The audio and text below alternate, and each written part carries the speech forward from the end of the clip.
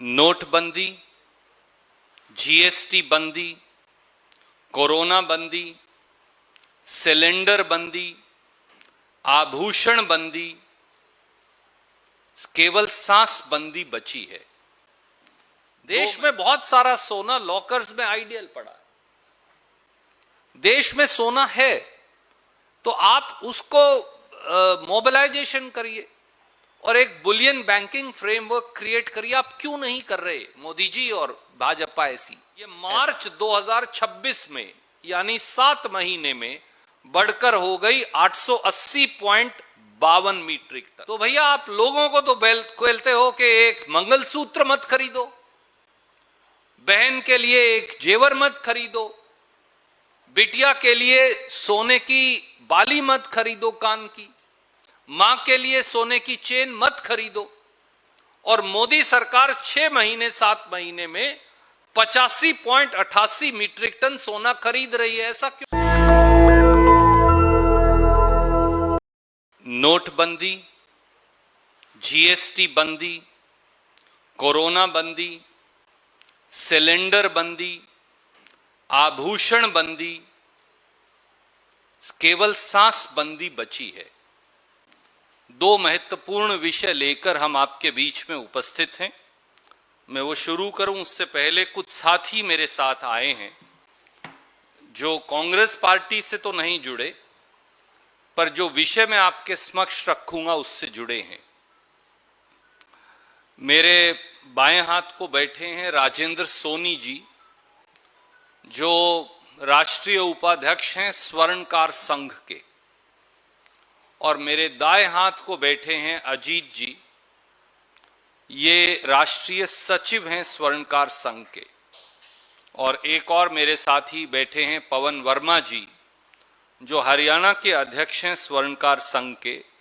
इनके बहुत सारे साथी और भी आना चाहते थे। मैंने अनुरोध किया कि सबको जरूरत नहीं, जब राष्ट्रीय स्वर्णकार संघ के मुख्य सदस्यगण आ जाएंगे तो बाकी सब प्रदेश इकाई भी मान लीजिए। दोस्तों, 22 अप्रैल 2024 को बांसवाड़ा राजस्थान में श्री नरेंद्र मोदी जी ने देश की बहनों, बेटियों और माताओं को कहा, एंड आई कोट, ये जीत गए तो आपका मंगलसूत्र छीन लेंगे। ठीक 2 साल बाद 10 मई 2026 को श्री नरेंद्र मोदी जी ने हैदराबाद, तेलंगाना में देश की बहनों, माताओं और बेटियों को कहा कि, एंड आई कोट, 1 साल तक सोने के गहने न खरीदें और सोना खरीदना बंद कर दें। अब पता चला कि हिंदुस्तान की बहनों, बेटियों और माताओं के आभूषण छीनने का असली प्लान क्या था। मित्रों, सोने के आभूषण और जेवर भारत की सांस्कृतिक विरासत की पहचान है, सामाजिक रीति रिवाजों का अभिन्न हिस्सा हैं, धार्मिक परंपराओं के निर्वहन में सौभाग्य, समृद्धि और शुभता की पहचान है, प्रतिबिंब है। भारतीय समाज में स्वर्ण आभूषण, जेवर न केवल करोड़ों करोड़ों माताओं, बहन और बेटियों के लिए एक सुरक्षा कवच है, बल्कि उल्लास, पवित्रता, उत्सव के माहौल और वैभव की पहचान भी है। ये हम सब जानते हैं। और यही नहीं, गांव से शहर तक स्वर्ण आभूषण यानी ज्वेलरी व सुनार के व्यापार में छोटे छोटे दुकानदारों, व्यापारियों, कारीगरों, कामगारों, दस्तकारों, इनकी रोजी रोटी का एकमात्र धंधा भी है ज्वेलरी बनाना, स्वर्ण आभूषण बनाना, बेचना, उसका व्यापार करना। 10 मई 2026 को सोने के गहने न खरीदने का मोदी सरकार का फरमान 3.5 करोड़ से अधिक छोटे छोटे ज्वेलरों, सुनारों, दुकानदारों, व्यापारियों, कारीगरों, कामगारों, इन सब के लिए तबाही का फरमान साबित हुआ है। और इसीलिए मेरे मित्र यहां आए। सत्ता के शीर्ष से पिछड़े वर्गों के इन मेहनतकश वर्मा सुनार स्वर्णकार समाज पर, उनके करोड़ों साथियों पर रोजी रोटी मिटाने वाला यह एक भयानक हमला किया गया है। अब 13 मई 2026 को एक और ज्वेलरी उद्योग विरोधी वज्रपात गिराते हुए मोदी सरकार ने सोने और चांदी की इंपोर्ट ड्यूटी 6% से बढ़ाकर 15% कर डाली। मतलब एक तरफ तो सोना व सोने के आभूषण न खरीदने का फरमान देकर 3.5 करोड़ लोगों की रोजी रोटी पर लात मार दी, तो दूसरी ओर सोने की तस्करी करने वाले तस्कर माफियाओं के लिए काली और मोटी कमाई और मलाई का रास्ता खोल दिया। नेचुरली स्मगलिंग शुरू हो जाएगी फौरन। तो आइए सबसे पहले सुनार, वर्मा, स्वर्णकार, कामगार, दुकानदार, इनकी रोजगार बंदी के भाजपा सरकार के फरमान के वज्रपात के तीन अलग अलग असर देखते हैं। नंबर 1, भारत के जीडीपी में ज्वेलरी सेक्टर का योगदान 7% है। Very few people know this. Jewellery sector contributes 7% to India's GDP. देश के कुल व्यापारिक निर्यात में ज्वेलरी सेक्टर 12% है। सबसे बड़ी बात यह है कि 85% ज्वेलरी एक्सपोर्टर एमएसएमई सेक्टर में है, यानी जॉब क्रिएटर्स हैं। सोने के आभूषण कारोबार में गांव से शहर तक, कस्बों से महानगरों तक छोटे ज्वेलर, व्यापारी, सुनार, गलाई, पकाई, छिलाई, गड़ाई, पॉलिश, ये सब काम में लाखों करोड़ों कारीगर लगे हैं और करोड़ों परिवारों की आजीविका इससे जुड़ती है। एक और तथ्य जो किसी को शायद मालूम नहीं हो, जेम्स एंड ज्वेलरी जो सेक्टर है, यह भारत की शायद सबसे बड़ी रोजगार देने वाली इंडस्ट्रीज में से एक है। 50 लाख लोग सीधे कारीगर इत्यादि ये काम करते हैं और देश में 3.5 करोड़ लोग इस उद्योग से जुड़े हैं। एक साल की अगर रोजगार बंदी हो गई तो पूरा ज्वेलरी सेक्टर हिंदुस्तान का डिस्ट्रॉय हो जाएगा, उसका विनाश हो जाएगा, वो अंत हो जाएगा। 3.5 करोड़ लोग। दूसरा पहलू, सरकारी आंकड़ों की अगर मैं बात करूं तो जुलाई 2020 में उद्यम पोर्टल लॉन्च किया गया। 15 अगस्त 2025 तक देश भर में 75,082 एमएसएमई डी रजिस्टर और शट डाउन हो गए, बंद हो गए। एक और रिपोर्ट है जो ये कह रही है कि 2015-16 से 22-23 के बीच में असंगठित विनिर्माण क्षेत्र, अनऑर्गेनाइज सेक्टर जिसे हम कहते हैं, उसमें 18 लाख एमएसएमई बंद हो गए। यह ऑलरेडी भयावह स्थिति है जो सरकार के आंकड़ों और इंडिपेंडेंट आंकलन से आपके सामने है। केवल 24-25 में ही अगर बात करें तो फरवरी 2025 तक 35,567 एमएसएमई बंद हो गए। एमएसएमई ही देश में रोजगार उत्पादक है। 3 लाख लोगों का काम चला गया। अब ऐसे में सोने के आभूषण के कारोबार को ठप करके आप लोगों की आजीविका का तो गला घोट रहे हैं, बल्कि देश में आर्थिक संकट और तबाही मचाने का एक और रास्ता भाजपा खोल रही है। यह भाजपा की द्वारा निर्मित त्रासदी है और एक क्रूर अमानवीय अत्याचार है। तीसरा पहलू, सोने की इंपोर्ट ड्यूटी बढ़ाने से सीधे स्मगलिंग सोने की शुरू हो जाएगी। यह मैं नहीं कह रहा, यह सरकार के आंकड़े बताते हैं। 2024-25 में ही जब सोने की इंपोर्ट ड्यूटी 6% है, तो सरकारी एजेंसियों ने 3005 मामलों में 2600 किलो सोना स्मगलिंग का जब्त किया ऑलरेडी। यह सरकारी आंकड़ा असली जो स्मगलिंग हो रही है उसका एक बहुत छोटा सा हिस्सा है, क्योंकि ज्वेलरी सेक्टर के विशेषज्ञों की माने तो 10 से 15 मीट्रिक टन सोना इससे पहले ही स्मगल हो रहा था, क्योंकि ड्यूटी 6% है। ये मैं नहीं कह रहा, ये उनके विशेषज्ञ कहते हैं। अब 15% है, तो 15% इंपोर्ट ड्यूटी के बाद, ये घोषित तालाबंदी के बाद सोने की स्मगलिंग और सोने के तस्कर, उनकी पोबारा और ज्वेलरी सेक्टर जो है उनकी रोजी रोटी पर हमला, ये हो जाने वाला है। इसलिए मोदी सरकार से हमारे 5 सवाल हैं। पहला, क्या नोटबंदी की तरह अब उद्यम बंदी भी न्यू नॉर्मल है भाजपा का?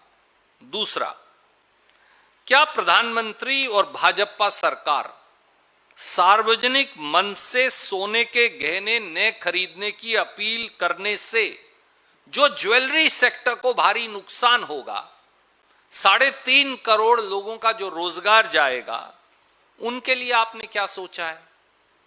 क्या ज्वेलरी सेक्टर से जुड़े 3.5 करोड़ स्वर्णकारों, वर्मा, सुनारों, कामगारों, दुकानदारों, उनके लिए कोई प्लान बीजेपी सरकार के पास है राहत का पैकेज देने की?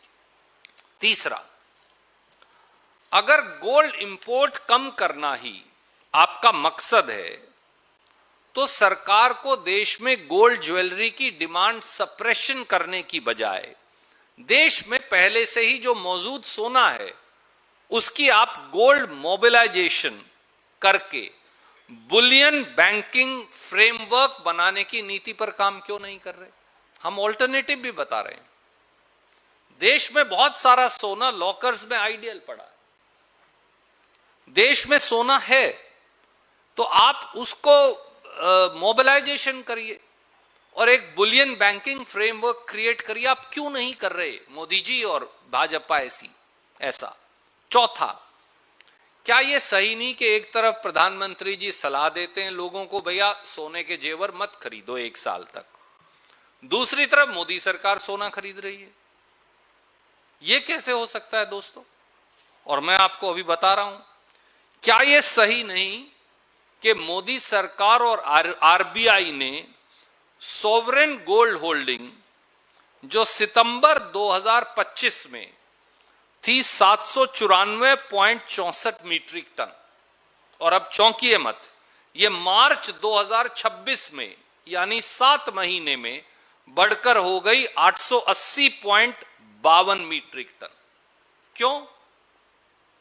क्या यह सही नहीं कि मोदी सरकार ने पिछले 7 महीने में खुद 85.88 मीट्रिक टन सोना खरीद लिया? तो भैया आप लोगों को तो कहते हो कि एक मंगलसूत्र मत खरीदो, बहन के लिए एक जेवर मत खरीदो, बिटिया के लिए सोने की बाली मत खरीदो कान की, मां के लिए सोने की चेन मत खरीदो, और मोदी सरकार 6 महीने 7 महीने में 85.88 मीट्रिक टन सोना खरीद रही है। ऐसा क्यों? और पांचवा, कि क्या अब 90% एमएसएमई छोटे दुकानदारों से जुड़ा ज्वेलरी उद्योग भी अगले 1 साल में तालाबंदी का शिकार हो जाएगा?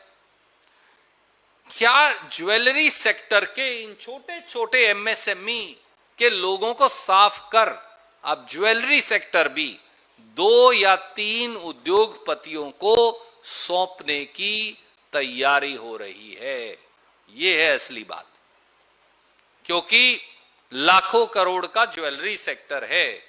अगर 2 उद्योगपतियों ने कब्जा कर लिया तो उनका धंधा हो जाएगा, और ये सब 3.5 करोड़ लोग जिनके नुमाइंदे यहां बैठे हैं, वर्मा जी बैठे हैं, अजीत जी बैठे हैं, सारे साथी बैठे हैं ये बाहर, ये सब उनके गुलाम हो जाएंगे। क्या तैयारी असल में ये है? तो दोस्तों, हमारी मांग है कि स्वर्ण आभूषण के उद्योग में लगे 3.5 करोड़ सुनारों, दुकानदारों, स्वर्णकारों, व्यापारियों, कामगारों, कारीगरों, इन सब के लिए, जैसे और उद्योग और इंडस्ट्री के लिए मोदी सरकार लाई है, एक विशेष आर्थिक राहत पैकेज की मोदी सरकार बगैर विलंब घोषणा करे, तभी इनको राहत मिल पाएगी। दूसरा हमारा सजेशन और मांग यह है कि गोल्ड इंपोर्ट ड्यूटी 15% बढ़ाने की बजाय इसे वापस करिए और इसकी जगह डोमेस्टिक गोल्ड मोबिलाइजेशन व रिसाइकलिंग में 4 सजेशन दे रहा हूं। आप डोमेस्टिक गोल्ड मोबिलाइजेशन और रिसाइकलिंग करिए, आइडियल गोल्ड स्टॉक्स का जो देश में पड़े हैं इस्तेमाल करिए, इनकम टैक्स एक्ट में संशोधन कर घर परिवार के द्वारा अपनी पसंद के ज्वेलर को वो अपना गोल्ड जो है उधार पर मनमर्जी से दे सकें, इसका प्रावधान करिए और सोने की वैल्यू एडेड कंजम्पशन, इस पर विचार करिए, बजाय इस पर पूरी तरह से प्रतिबंध लगाने के। जहां वैल्यू एडेड कंजम्पशन है, आप ज्वेलरी बनाते हैं, आप जेम्स बनाते हैं, आप उसका आकार बदलकर कुछ और बनाते हैं, वैल्यू एडेड कंजम्पशन पर विचार करिए, उस पर प्रतिबंध मत लगाइए। ये हमारे कॉन्क्रीट सजेशन भी है। तो दोस्तों, स्वर्ण आभूषण के लाखों उद्यमी और हुनरमंद कारीगर जो इंसान तो इंसान, हमारे देवताओं को भी सजाते हैं। इंसान को तो सब सजाते हैं, देवताओं को केवल ज्वेलरी उद्योग वाले सजाते हैं। भारतीय राष्ट्रीय कांग्रेस उनकी रोजी रोटी छीनने और घर परिवार की जो रसोई के चूल्हे बुझाने की भाजपाई क्रूरता है, उसका विरोध करती है और हम बुलंदी से संसद से सड़क तक आप लोगों के साथ खड़े रहेंगे। इससे पहले कि मैं आपसे प्रश्न लूं, एक और नॉर्मली कभी दूसरा विषय हम नहीं जोड़ते पर इससे जुड़ा हुआ विषय है जो आज सुबह ही हुआ, और उस पर आप प्रश्न भी पूछेंगे तो बेहतर है कि मैं जो पार्टी की ओर से हमारा वक्तव्य है वो आपको अभी बता दूं और फिर हम आपके प्रश्न लेंगे। पिछले 12 साल से, ये दूसरा पहलू है पेट्रोल, डीजल, सीएनजी की जो आज कीमतें बढ़ाई हैं उनको लेकर, पिछले 12 साल से मोदी सरकार का जो साइकिल ऑफ लूट है, पेट्रोल, डीजल, रसोई गैस, कमर्शियल गैस, छोटू सिलेंडर, सीएनजी, इन सब को लेकर वो बदस्तूर जारी है। दोस्तों, मैं ये आज आपके समक्ष पेट्रोल डीजल को लेकर 7 तथ्य रखूंगा और गैस को लेकर बस, और हम आपको एक कागजात के साथ, सबूत के साथ, मेरी कुलीग जो हैं वो आपको ये बयान जारी कर देंगी। 11 साल से मोदी सरकार ने हिंदुस्तान के लोगों से 43 लाख करोड़ पेट्रोल डीजल से लूटे हैं, यानी 1000 करोड़ हर रोज। In last 11 years, Modi government has looted, and I'm going to give you that data. I'm backing it up with the document of Government of India. In last 11 years, Modi government has looted 43 lakh crores by way of putting duties and excise on petrol, diesel and LPG gas, which comes to 1000 crore rupees per day. Please remember, देशवासियों याद रखिए, 26 मई 2014 को कांग्रेस की सरकार गई। 26 मई 2014 को petrol की कीमत थी 71 रुपया 41 पैसा प्रति लीटर। 26 मई 2014 को, ये आपको मैं भेज भी रहा हूं, कांग्रेस की सरकार गई। 26 मई 2014 को पेट्रोल की कीमत थी 71 रुपया 41 पैसे प्रति लीटर, और आज 3 रुपए का इजाफा करने के बाद दिल्ली में पेट्रोल की कीमत है 97 रुपया 77 पैसे प्रति लीटर। नेशनल दस्तक की आपसे गुजारिश है कि अगर इसको बचाना चाहते हैं तो नेशनल दस्तक को सब्सक्राइब करने के लिए रेड कलर के सब्सक्राइब बटन को दबाएं, फिर बेल आइकन की घंटी दबाएं। नेशनल दस्तक को बचाने के लिए बहुत जरूरी है कि हर खबर को शेयर करें, लाइक करें, कमेंट जरूर करें।